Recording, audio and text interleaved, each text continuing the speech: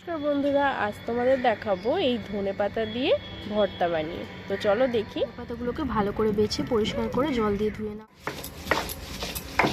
এই দেখো ধনেপাতা, রসুন আর কাঁচা লঙ্কা মা বেটে নিচ্ছে। কড়াইতে সর্ষের তেল গরম করে তার মধ্যে শুকনো লঙ্কাটাকে ভালো করে ভেজে নিতে হবে। পেঁয়াজ কুচি ভালো করে ভেজে নিতে হবে। শুকনো লঙ্কাটাকে তুলে ওটা আলাদা করে লবণ দিয়ে ভালো করে গুঁড়ো করে নিতে হবে।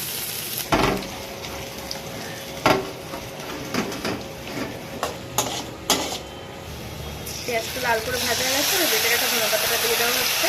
এবার গুঁড়ো করে রাখা লঙ্কাটা দিয়েও ভালো করে এটা টানিয়ে নিতে হবে। এই যে মা এবার দিয়ে দিচ্ছি একটু লবণ, এবার এটা ভালো করে টানাবে। তো দেখো আমাদের ধনেপাতা বাটা বা ধনেপাতা ভর্তা তোমরা যাই বলো সেটা রেডি হয়ে গেছে। গরম গরম ভাতের সাথে কিন্তু এটা খুব সুন্দর লাগে আর খুব চটজলদিও এটা হয়ে যায়। তোমাদের কেমন লাগলো অবশ্যই জানিও, আর লাইক কমেন্ট সাবস্ক্রাইব করতে কিন্তু ভুলো না। আর মজার মজার ভিডিও পেতে অবশ্যই চ্যানেলটাকে সাবস্ক্রাইব করেই রেখো।